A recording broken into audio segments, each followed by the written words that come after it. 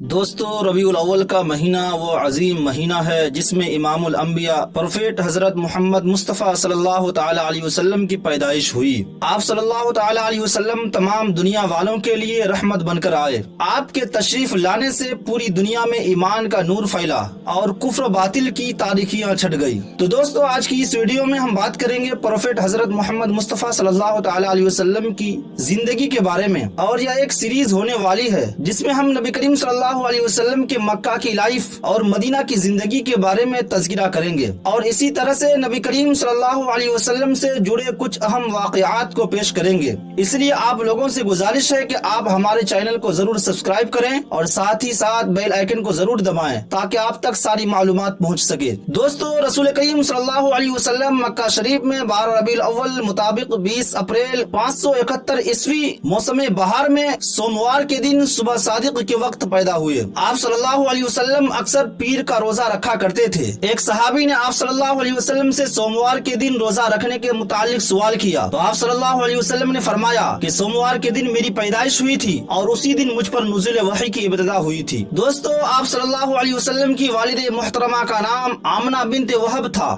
آپ کے والد محترم جناب عبداللہ بن عبد المطلب آپ کی پیدائش سے پہلے ہی انتقال پا چکے تھے۔ آپ کی پیدائش کے وقت دایا کے فرائض سیدنا عبد الرحمن بن عوف کے والدہ شفا بنت عمر نے انجام دیے۔ جب آپ پیدا ہوئے تو آپ کی ماں نے دیکھا کہ ان کے جسم سے ایک ایسا نور نکلا ہے جس سے ملک شام کے محلات روشن ہو گئے ہیں۔ آپ کی پیدائش کے بعد آپ کی والدہ نے جناب عبد المطلب کو ان کے پوتے کی خوشخبری بھجوائی تو وہ بہت زیادہ خوش ہوئے اور آپ کو اٹھا کر خانہ کعبہ میں لے گئے، اللہ تعالیٰ کا شکر ادا کیا اور آپ کے بارے اللہ تعالیٰ سے خوب دعا کی اور آپ کا نام محمد صلی اللہ تعالی علیہ وسلم رکھا، اس امید پر کہ آپ کی تعریف کی جائے۔ آپ کی پیدائش سے لے کر آج تک تمام آسمان و زمین والے آپ کی تعریف کرتے ہیں اور قیامت تک یہ سلسلہ جاری رہے گا انشاءاللہ تعالی۔ جناب عبد المطلب نے آپ کی پیدائش کے 7ویں دن عرب کے دستور کے مطابق آپ کا ختنہ اور عقیقہ کیا اور عقیقہ کی دعوت میں قبیلہ والوں کو بلایا۔ دعوت میں شریک ہونے والے لوگوں نے جب عبد المطلب سے پوتے کے نام کے بارے میں پوچھا تو جناب عبد المطلب نے فرمایا کہ میں نے ان کا نام محمد صلی اللہ تعالی علیہ وسلم رکھا ہے اور مجھے ہر طرف سے اس نام کی گونج سنائی دے رہی ہے۔ آپ کو آپ کی والدہ کے بعد سب سے پہلے آپ کے چچا ابو لہب کی کنیز سویبہ نے دودھ پلایا، ان کے بعد سیدہ حلیمہ رضی اللہ تعالی عنہ دودھ پلایا۔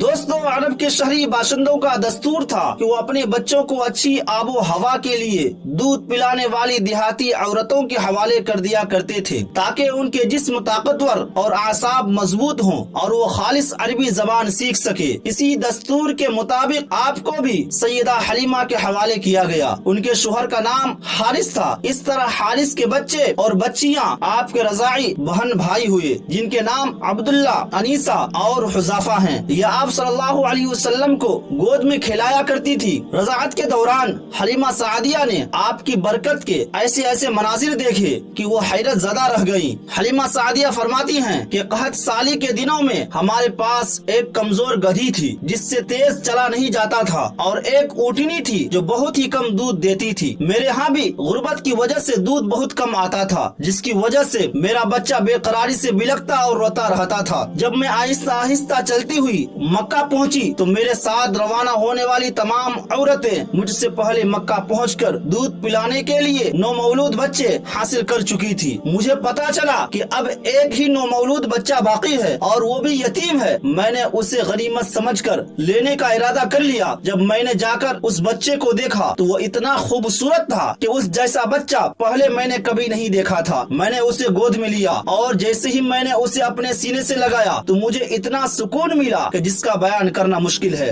جب میں آپ صلی اللہ علیہ وسلم کو لے کر واپس لوٹی تو وہی گدھی جو کمزوری کی وجہ سے چل نہیں سکتی تھی لیکن آپ کے سوار ہونے سے وہ گدھی اتنی تیز چلنے لگی کہ پورے قافلہ سے آگے نکل گئی اور کوئی بھی سواری اس کا مقابلہ نہ کر سکی۔ میرے شوہر نے جب اونٹنی کے تھنوں کو ہاتھ لگایا تو وہ بھی دودھ سے بھرے ہوئے تھے۔ میرے سینے میں بھی اتنا دودھ بھر گیا تھا کہ آپ صلی اللہ علیہ وسلم بھی خوب پیا کرتے تھے اور میرے دوسرے بیٹے بھی جی بھر کے پیا کرتے تھے۔ آپ صلی اللہ علیہ وسلم کو گھر میں لانے کے بعد میری بکریوں نے بھی بہت زیادہ دودھ دینا شروع کر دیا جو کسی معجزے سے کم نہیں تھا۔ سیدہ حلیمہ سعدیہ کی پرورش میں آپ نے جب 2 سال گزار لیے تو آپ کو آپ کی والدہ کے سپرد کرنے کے لیے اس حال میں گھر سے روانہ ہوئی کہ آپ کی جدائی کے غم سے ان کی آنکھوں سے آنسو جاری تھے۔ نبی کریم صلی اللہ علیہ وسلم کی والدہ محترمہ آمنہ بنت وہب نے جب ان کی یہ حالت دیکھی تو پوچھا، کیا تم میرے بچے کو کچھ دن اور اپنے پاس رکھنا چاہتی ہو؟ سیدہ حلیمہ سعدیہ رضی اللہ تعالی عنہ نے عرض کیا کہ جی ہاں، اگر آپ کچھ مزید عرصہ انہیں میرے پاس رہنے دیں تو آپ کی مہربانی ہوگی۔ میری اس درخواست پر انہوں نے خوشی سے مجھے اس کی اجازت دے دی۔ سیدہ حلیمہ سعدیہ رضی اللہ تعالی عنہ بیان کرتی ہیں کہ آپ صلی اللہ علیہ وسلم کی پہلی مرتبہ آمد سے ہی میرے گھر میں اللہ تعالیٰ کی برکتوں کا نزول ہو گیا تھا۔ اب نبی کریم صلی اللہ علیہ وسلم کی دوبارہ تشریف لانے سے میرا گھر خیر و برکت کے اعتبار سے تمام قبیلہ والوں کے لیے توجہ کا مرکز بن گیا۔ آپ صلی اللہ علیہ وسلم مزید 2 سال تک حلیمہ سعدیہ رضی اللہ تعالی عنہا کے پاس رہے۔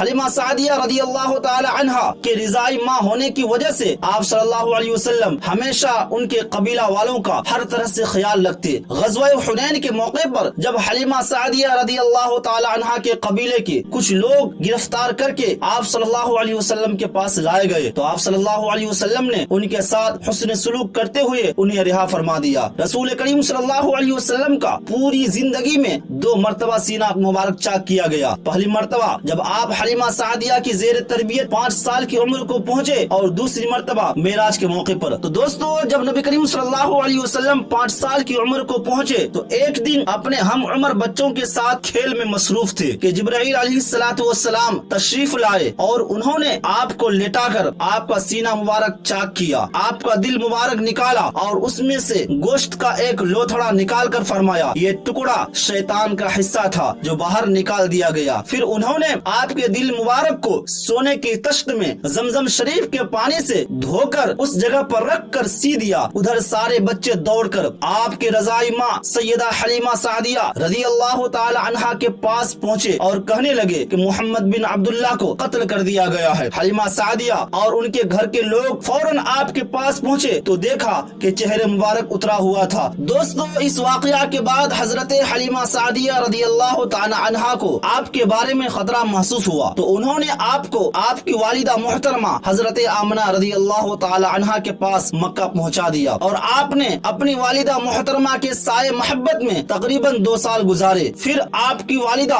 آپ کو اپنی خادمہ ام ایمن اور اپنے سرپرست جناب عبد المطلب کے ساتھ مدینہ تشریف لے گئے جہاں آپ کا ننیال اور آپ کے والد محترم کی قبر تھی۔ جب مدینہ میں 1 ماہ رہ کر آپ کی والدہ واپس مکہ آ رہی تھی، راستے میں بیمار ہو گئی اور ابوا نام کی ایک جگہ کے پاس پہنچ کر وفات پا گئی اور انہیں وہیں دفن کر دیا گیا۔ دوستو، آپ کی والدہ محترمہ کی وفات کے بعد آپ کے دادا جناب عبد المطلب آپ کو لے کر مکہ المکرمہ تشریف لائے۔ آپ کے دادا آپ کی بڑی قدر کیا کرتے تھے، وہ آپ کو اپنی اولاد سے بھی زیادہ بڑھ چڑھ کر چاہتے تھے اور آپ کی خوب عزت کیا کرتے تھے۔ ان کی ایک خاص مسند یعنی بیٹھنے کی جگہ تھی جس پر ان کے علاوہ کوئی دوسرا نہیں بیٹھ سکتا تھا، لیکن وہ اپنی مسند پر آپ صلی اللہ علیہ وسلم کو بیٹھاتے، آپ کی پیٹھ پر ہاتھ پھیرتے اور آپ کو دیکھ کر بہت زیادہ خوشی کا اظہار کیا کرتے تھے۔ ابھی آپ کی عمر 8 سال اور 2 ماہ ہوئی تھی کہ آپ کے دادا بھی وفات پا گئے۔ آپ کے دادا انتقال سے پہلے یہ وصیت کر گئے تھے کہ میری بات، میرے اس پوتے کی کفالت ان کے چچا ابو طالب کریں گے۔ چنانچہ حضرت عبد المطلب کی وصیت کے مطابق جناب ابو طالب نے آپ کی کفالت کی ذمہ داری قبول کی۔ جناب ابو طالب آپ کے والد محترم کے سگے بھائی تھے، وہ آپ سے بہت زیادہ محبت کرتے اور آپ کو اپنی بچوں سے بھی زیادہ چاہتے تھے۔ وہ بہت زیادہ مالدار تو نہیں تھے، لیکن آپ کی کفالت کی ذمہ داری اٹھانے کے بعد اللہ رب العزت نے ان کے تھوڑے سے مال میں خوب برکت پیدا فرما دی تھی اور ان کا تھوڑا سا مال ان کے پورے کنبہ کے لیے کافی ہو چکا تھا۔ آپ صلی اللہ علیہ وسلم اپنے چچا ابو طالب کی کفالت میں جب 12 سال کی عمر کو پہنچے تو جناب ابو طالب نے تجارت کے لیے ملک شام جانے کا ارادہ کیا اور اس سفر میں آپ کو بھی اپنے ساتھ دے لیا۔ بصرہ شہر کے قریب ایک بحیرہ راہب پادری رہتا تھا جس کا نام جرجیس اور لقب بحیرہ تھا۔ وہ اپنے گرجا سے باہر نکل آیا اور اس قافلے کی میزبانی کی۔ اس راہب نے آپ کے سر پر بادل کو سایہ کرتے ہوئے دیکھ کر آپ کے چچا اور قافلہ والوں کو بتایا کہ یہ पूरी दुनिया के सरदार हैं और अल्लाह ताला उन्हें रहमत आलम यानी दुनिया वालों के लिए रहमत बनाकर भेजा है। जनाब अबू तालिब ने उनसे पूछा कि आपको ये कैसे मालूम हुआ? उसने जवाब दिया कि जब तुम लोग इस तरफ आ रहे थे तो कोई भी दरख्त या पत्थर ऐसा नहीं था जो उन्हें सजदा करने के लिए झुका ना हो। ये चीजें नबी के अलावा किसी और चीज को सजदा नहीं करती और मैं उन्हें महरे नबूवत से भी पहचान गया हूँ और उनकी सिफात हमारी आसमानी किताब तौरात और इंजील में भी मौजूद है। काफिला की मेहमान नवाजी के बाद बहीरा राहिब ने जनाब अबू तालिब से कहा कि आप उन्हें मुल्क शाम लेकर ना जाएं क्योंकि वहाँ उन्हें यहूदियों से बहुत ज्यादा खतरा है। चुनांचे जनाब अबू तालिब ने आप सल्लल्लाहु अलैहि वसल्लम को अपने चंद गुलामों के साथ लेकर मक्कतुल मुकर्रमा वापस लौट गए। तो दोस्तों आज की इस वीडियो को हम यहीं पर खत्म करते हैं। अगर आपको वीडियो अच्छी लगी हो तो वीडियो को लाइक करें और अगर आप हमारे चैनल पर नए हैं तो चैनल को सब्सक्राइब करते हुए बेल आइकन को जरूर दबाएं। मिलते हैं फिर एक नए वीडियो के साथ, तब तक के लिए खुदा हाफिज।